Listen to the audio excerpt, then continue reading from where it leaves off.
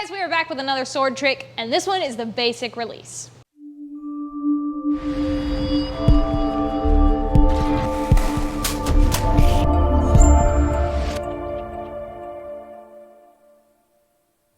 With most weapons, you toss for the basic release just straight up, let it spin, and fall back in your hand.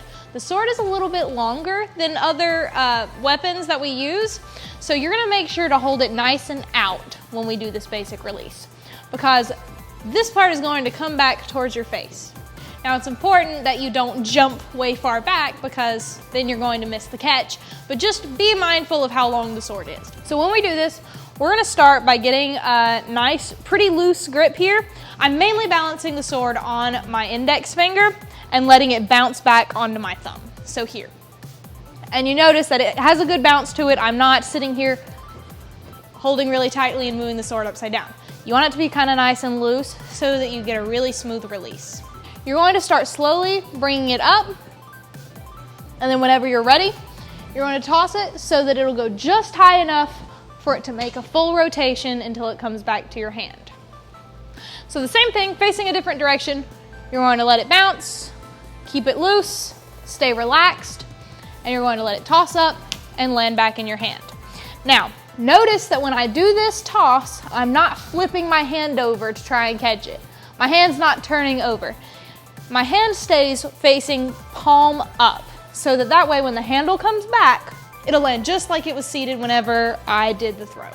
So if you're having some problems with this, the most common problems are that you're trying to toss it out more instead of up. You still want to toss it up, you just want to hold it away from your body. So make sure that you're not throwing it really far out there where you have to jump forward to catch it. You want it to make that spinning motion right in front of you. You just don't want to have your hand in like this to where the sword comes back in a dangerous place. It's also important that we watch the handle and not the blade, because the handle is the part you're going to catch it by. Just keep your eye on the handle as the sword comes all the way around and lands back in your hand. I guess the last major problem that people have is they try to spin it too quickly. They jerk their wrist too much, and that can also be caused by holding it too tightly. When I do this, I want to picture the sword going in slow motion, and I'm going to practice going pretty slow first. So here, I picture the sword going in slow motion, and I do light movements with my wrist.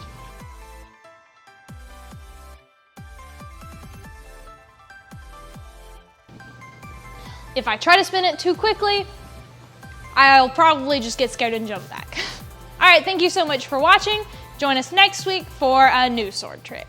Bye.